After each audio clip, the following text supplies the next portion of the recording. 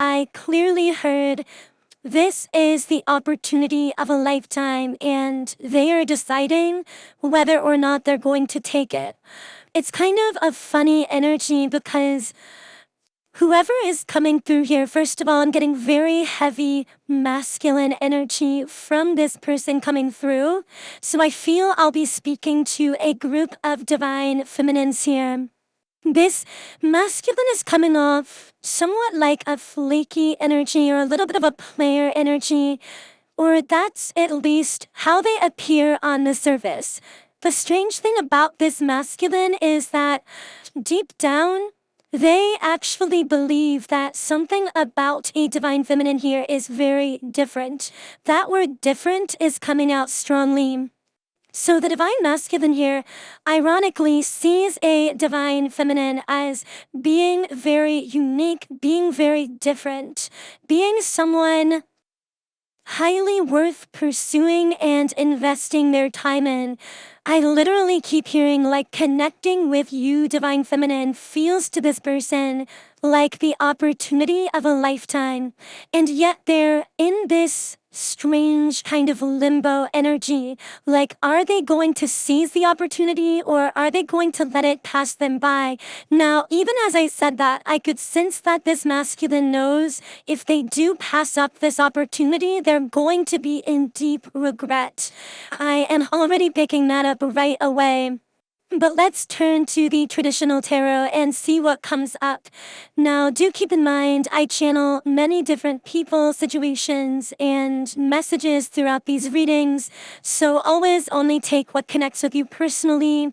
If you would like me to channel more specifically for you and your situation, I also recommend subscribing to the channel and liking the video, as this does allow me to pick up more easily on your energy.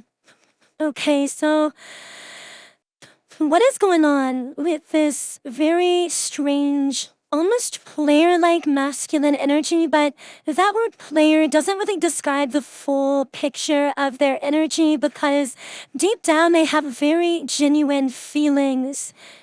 I almost feel like something may have happened with this person's mother or in their family with their father that caused them to not want to get close to anyone. This may have been someone who even was made fun of in school or something like that.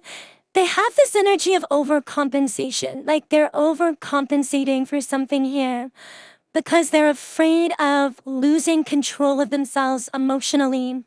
With the King of Wands upright, this is someone who's so independent, it's almost to a fault. Like, they are so hyper independent that they actually sometimes have a difficult time forging meaningful connections with other people around them. But again, this may all be a coping mechanism. Even that hyper independence in this masculine may be a coping mechanism because of an inner child wound from their childhood where they felt misunderstood, they felt abandoned or rejected in some sense. Something about you as well has triggered that wound because they value you so highly that they are especially afraid of that perceived potential rejection in this particular case. Which I know is so ironic. There is that very strange energy dynamic coming up of them valuing you and your energy so highly that they're afraid to approach you because they're afraid of the perceived possible rejection of getting too close to you or caring too much. But I'm hearing them say at one level, it's already too late because even if they try to deny it to themselves, they already are in deep emotionally with you. Now, the number 13 may be significant to someone. We also have the Death card speaking to a spiritual transformation. This person is very much at a breaking point in their life. Now, this could be a rock bottom for them personally, professionally, in relationships, but this also could simply be that everything in their life right now feels in flux. There is a major change happening, either in this person's actual life or a major change happening emotionally and spiritually. I'm feeling like there are a lot of endings, whether it's relationship endings, maybe this person, I get the sense they may have lost something recently, whether it was losing a romantic relationship, losing a job.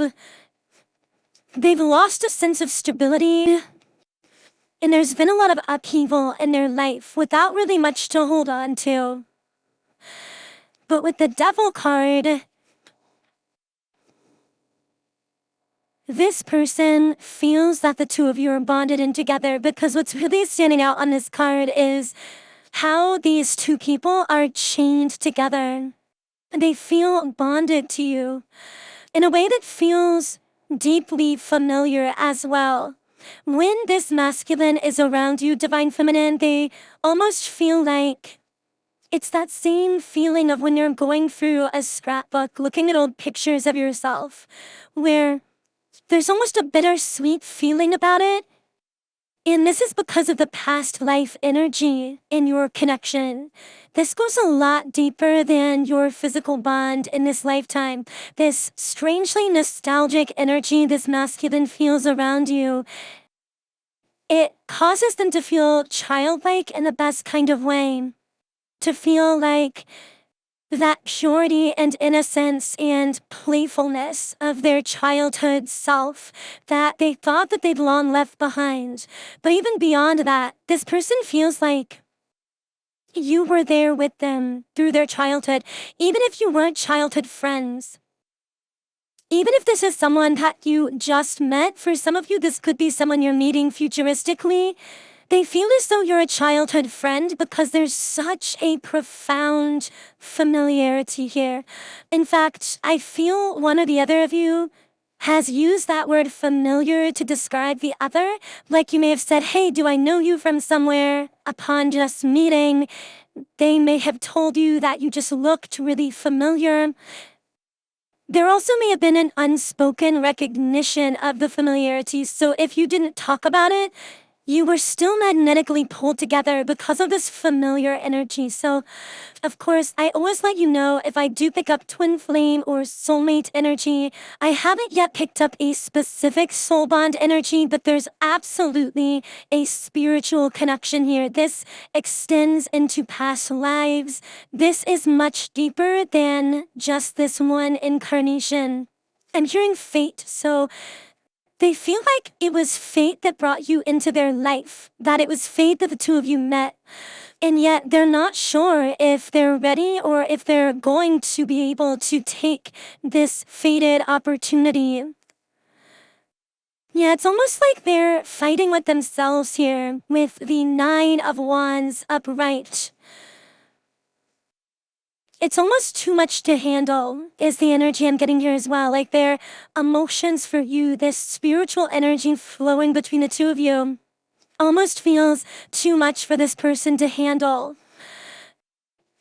So let's channel more into this. What else is this masculine energy feeling towards a divine feminine?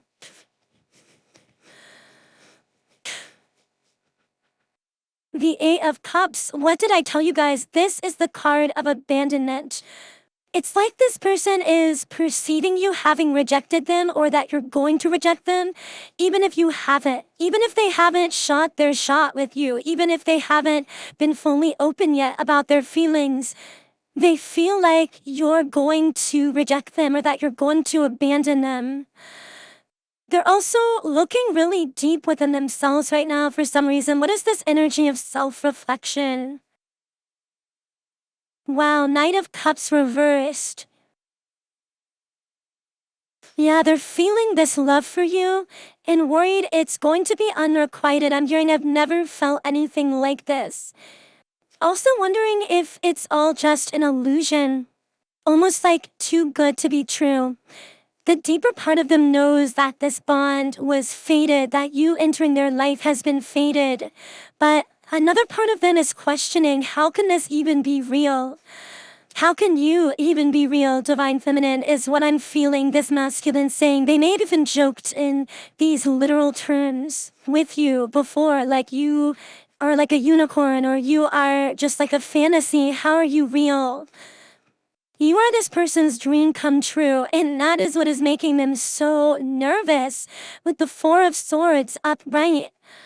It's almost like mentally and emotionally overwhelming to them because they've never felt this before. But here we have Two of Cups.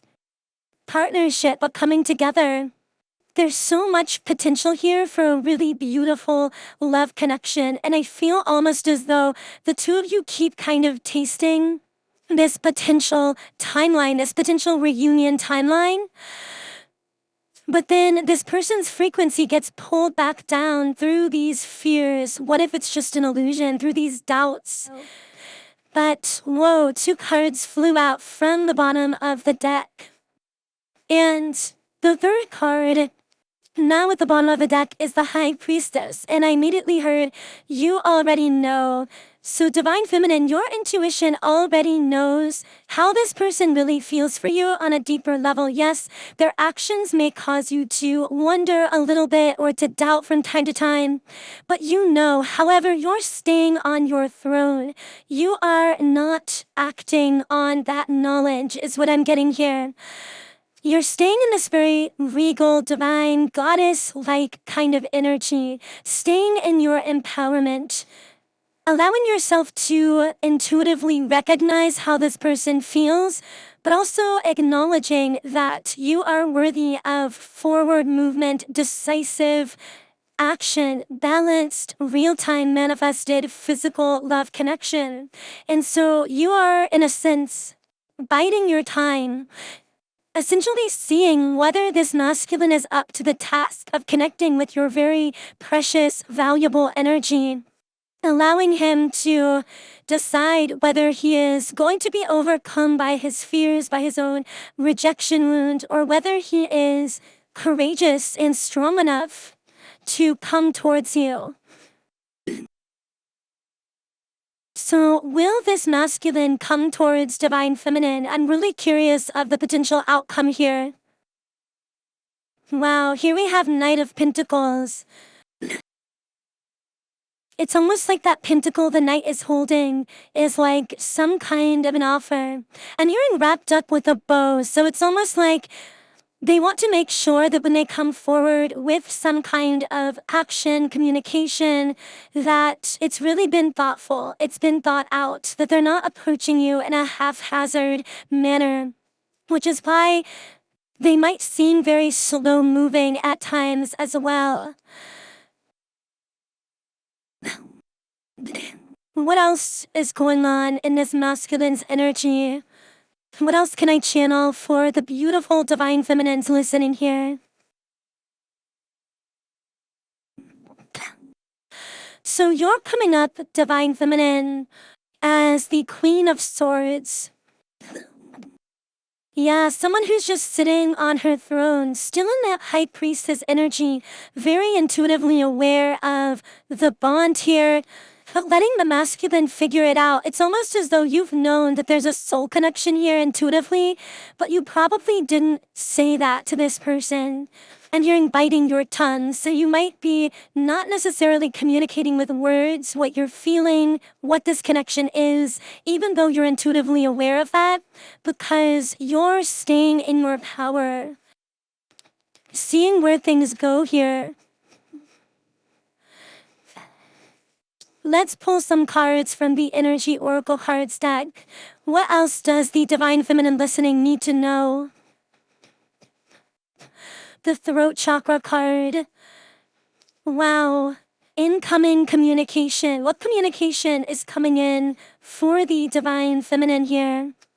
With the Crown Chakra reversed and the Thinking Man upright, I see someone saying, I pushed away this divine connection because I let my ego get in the way. Can I get more clarification? No. Yeah, and with the Root Chakra upright, someone wants to ground something here with you, to make something tangible, evident, clear, manifested, that's been very subconscious or very telepathic. I feel that it could be the masculine here, wanting to ground in this connection, wanting to make something clear. Wow, make it clear that you hold my heart with the woman holding a heart in the upright position.